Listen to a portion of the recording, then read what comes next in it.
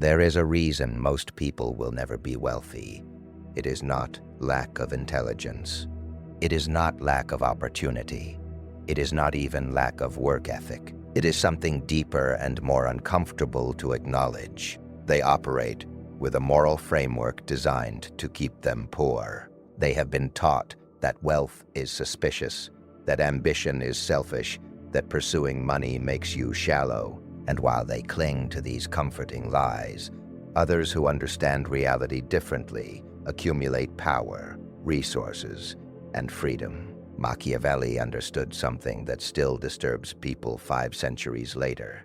The world does not reward virtue, it rewards effectiveness.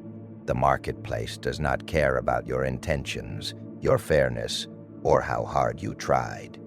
It cares about results, about value delivered, about problems solved. And those who succeed financially are not necessarily better people. They simply understand the rules of the game better than those who lose. This is not about becoming ruthless or abandoning your principles. This is about recognizing that wealth creation operates by specific laws, and those laws are indifferent to your feelings about them. You can resent these laws, you can wish they were different, or you can learn them and use them. Only one of these options changes your financial reality. Machiavelli spent his life studying power, how it is acquired, how it is maintained, how it is lost, and while he wrote about politics, his principles applied directly to wealth, because money is power in liquid form, and the principles that govern power govern money. So here are the 3 Machiavellian principles that separate those who build wealth from those who remain trapped in financial mediocrity. The first principle is this: value is not about effort, it is about perception. Most people believe they should be paid for how hard they work, how many hours they invest, how much they sacrifice. This is a catastrophic misunderstanding of how wealth is created. The world does not pay you for effort. It pays you for the value you create, as perceived by others. And these 2 things are often completely disconnected. Someone can work 16 hours a day doing tasks that no one values and remain poor. Another person can work 4 hours a day solving a problem people desperately need solved and become wealthy. The difference is not effort. It is leverage. It is understanding what the market actually wants versus what you think it should want. Machiavelli would tell you that complaining about this reality is useless. The marketplace is not a moral institution. It is a mechanism. It rewards those who understand what others value and deliver it efficiently. Your job is not to judge whether this is fair. Your job is to recognize it as fact and position yourself accordingly. This means you must stop measuring your worth by your effort and start measuring it by your impact. How many people does your work reach? How significantly does it improve their lives? How difficult would it be for them to find an alternative? These are the questions that determine financial value, not how tired you are at the end of the day. Most people spend their entire lives trading time for money. They accept a fixed hourly rate or annual salary and never question whether this is the optimal structure. Machiavelli understood leverage. He knew that the powerful do not trade time for resources. They build systems that generate resources while they sleep, while they think, while they focus on higher-level strategy. This is the difference between working in your business and working on your business, between being an employee and being an owner, between selling your time and selling your results. The wealthy understand that time is the only truly finite resource, so they refuse to be the bottleneck in their own income generation. The first principle in practice looks like this: identify what people actually pay for, not what you think they should value. Then position yourself to deliver that value in a way that scales beyond your personal time investment. This might mean creating products instead of services, building systems instead of doing tasks, teaching others to execute instead of executing everything yourself. But here is where it gets uncomfortable. This often means doing things that feel less virtuous than direct labor. It means focusing on marketing as much as quality. It means understanding that the best product does not always win. The best marketed product wins. It means accepting that perception sometimes matters more than reality, and that shaping perception is not manipulation, it is communication. Machiavelli observed that princes who focused only on being good rulers often lost their principalities to those who focused on being perceived as good rulers while actually securing power. The lesson translates directly. Being excellent at what you do is necessary, but not sufficient.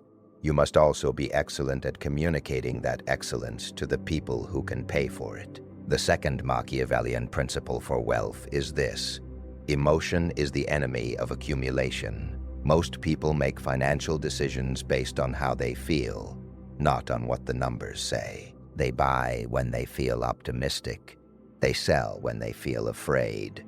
They spend when they feel stressed. They avoid investing when they feel uncertain. And these emotional decisions keep them poor. Machiavelli wrote extensively about the dangers of being governed by passion rather than calculation. He observed that leaders who made decisions based on anger, pride, or sentimentality consistently lost to those who remained cold and strategic. The same applies to money. The market does not care about your emotions. It exploits them. Every financial system is designed to trigger your emotional responses and profit from them. Marketing makes you feel inadequate, so you will spend. Social media makes you feel competitive, so you will consume. Investment platforms make trading feel like gambling, so you will overtrade. These are not accidents. They are features. And they work because most people never learn to separate their emotions from their financial decisions. The wealthy understand this. They do not buy based on desire. They buy based on value. They do not sell based on fear. They sell based on strategy. They do not invest based on excitement. They invest based on analysis. This emotional discipline is not about suppressing feelings. It is about not letting feelings make decisions that your rational mind should make. In practice, this means creating rules that override emotion. If you decide that you will invest a certain percentage of every paycheck, regardless of market conditions, you remove emotion from the equation. If you decide that you will never make a purchase over a certain amount without waiting 24 hours, you create space between impulse and action. If you decide that you will only evaluate investments based on specific metrics, you eliminate the influence of hype or panic. Machiavelli would call this emotional sovereignty, the ability to feel without being controlled by feeling, to acknowledge fear without being paralyzed by it, to experience desire without being enslaved to it. This sovereignty is the foundation of wealth accumulation because it protects you from the primary way that wealth is lost: emotional reactivity. Most people are not poor because they do not earn enough. They are poor because they cannot keep what they earn. They experience lifestyle inflation. They buy things to signal status they do not actually have. They make purchases to regulate emotions instead of addressing the emotions directly. And every emotional purchase is a leak in their financial foundation.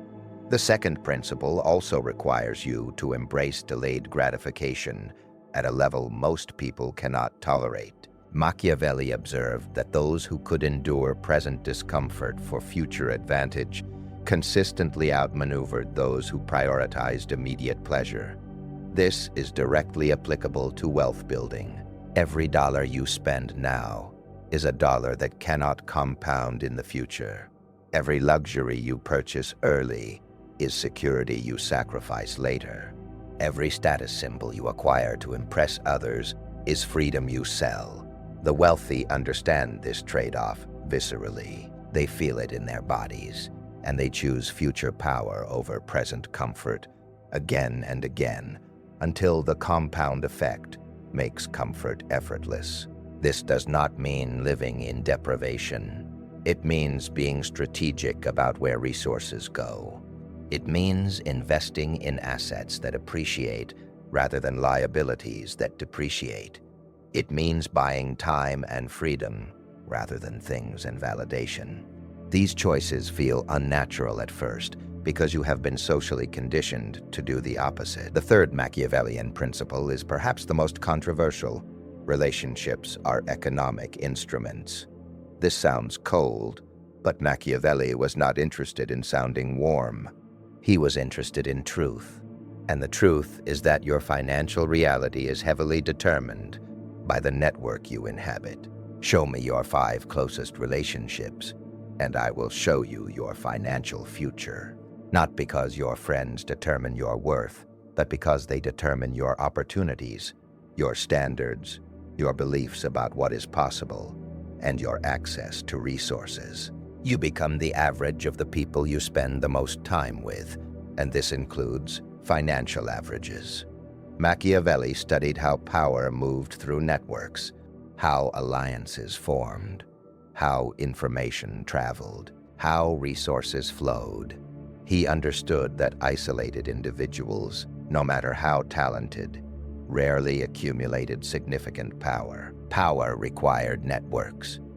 And the same is true for wealth. The wealthy understand networking not as manipulation, but as strategic relationship building. They invest time in people who can open doors, who think bigger, who operate at higher levels. This is not about using people. It is about mutual value exchange at a level that most people never access because they are afraid it seems opportunistic. But here is the reality. All relationships involve exchange. The question is whether the exchange is conscious and strategic or unconscious and random. The person who never thinks about the strategic value of relationships is not more moral. They are just less effective. They end up in networks that reinforce limitation rather than expand possibility. In practice, this means being deliberate about who you spend time with. It means seeking out people who are already where you want to be financially and learning how they think. It means offering value first, skills, insights, connections, before expecting value in return. It means understanding that proximity to success creates opportunities that isolation never will. Machiavelli would tell you that the greatest fortunes are rarely built alone. They are built through alliances, partnerships, collaborations, through access to capital, knowledge, and opportunities that only come through networks. The person who tries to build wealth in isolation is fighting with one hand tied behind their back. This principle also requires you to distance yourself from relationships that drain resources without contributing value. The friend who always needs money but never pays it back. The family member who criticizes your ambition. The social circle that pressures you to spend on things you do not value. These relationships are financial liabilities disguised as social obligations. This sounds harsh, but Machiavelli understood that resources are finite, and protection of resources is not selfishness, it is survival. You cannot build wealth while constantly redistributing it to relationships that do not support your growth. At some point, you must choose between being liked by everyone and being effective at building the life you want. But the third principle goes deeper than just networking. It is about understanding that value flows through relationships. The most profitable insights come from conversations. The best opportunities come from introductions. The fastest growth comes from mentorship. The person who treats relationships as purely social is missing the layer where real wealth is actually created. This does not mean every relationship should be transactional. It means recognizing that relationships naturally involve exchange and being strategic about creating exchanges that benefit both parties. The wealthy do this instinctively. They connect people who can help each other. They share knowledge that increases collective capability. They build ecosystems where everyone profits from collaboration. Now here is how these three principles work together. First, you separate value from effort and focus on creating scalable impact. Second, you remove emotion from financial decisions and operate from strategy. Third, you build relationships strategically to access opportunities that do not exist in isolation. These three shifts compound. When you focus on value creation rather than effort, you free up time. When you remove emotion from decisions, you protect the value you create. When you build strategic relationships, you multiply the opportunities available to you. The combination is exponential, not additive. But implementing these principles requires confronting uncomfortable truths about yourself.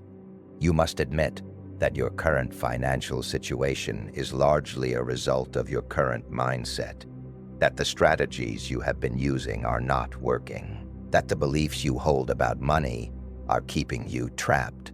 Most people never confront these truths because doing so feels like failure. It is easier to blame the system, the economy, your circumstances, your past, and these external factors are real.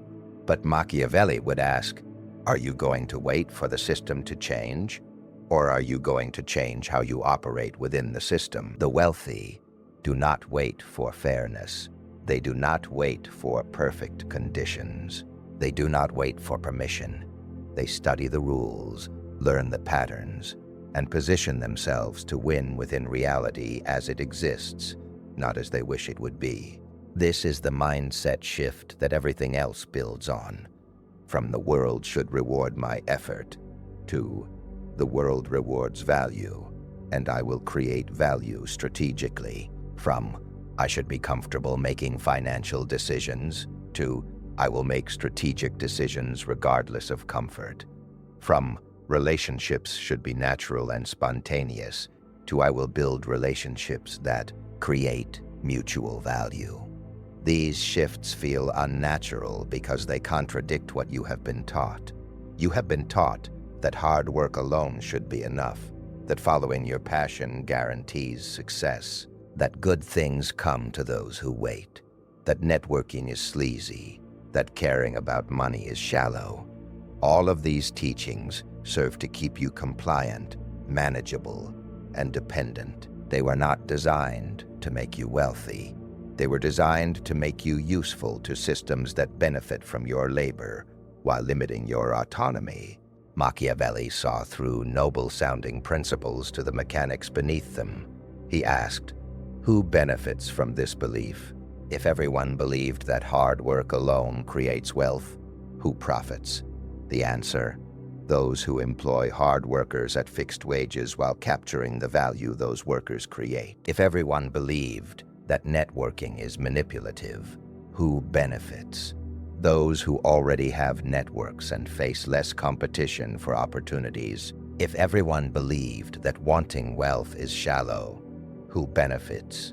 Those who already have wealth and prefer less competition for resources. So the Machiavellian mindset for wealth is ultimately about seeing clearly, about rejecting comfortable lies for uncomfortable truths, about understanding that the game has rules whether you acknowledge them or not, and that learning the rules is not cheating. It is basic competence. You can spend your life being good and poor, or you can spend it being strategic and wealthy. Machiavelli would not judge either choice. He would simply observe that one choice gives you options and the other does not. One choice gives you agency and the other makes you dependent. One choice allows you to help others from a position of strength, and the other requires you to constantly need help yourself. Wealth is not everything, but poverty is. Poverty is a constraint on every other choice you want to make. It limits where you live, what you eat, how you spend your time, who you can help, what risks you can take, what dreams you can pursue. Financial freedom does not solve all problems. but it removes an entire category of problems that consume most people's lives. So here is your choice. Continue operating with the mindset you currently have and expect different results. Or adopt these 3 Machiavellian principles and confront the discomfort of actually changing how you think about and pursue wealth. Separate value from effort. Remove emotion from decisions. Build strategic relationships. These are not magic formulas. They are shifts in orientation that require consistent application over time. But time will pass regardless. The only question is whether you will use that time to keep doing what has not worked or to implement what actually does. Machiavelli wrote The Prince to show rulers how power actually operates, not how it should operate in an ideal world.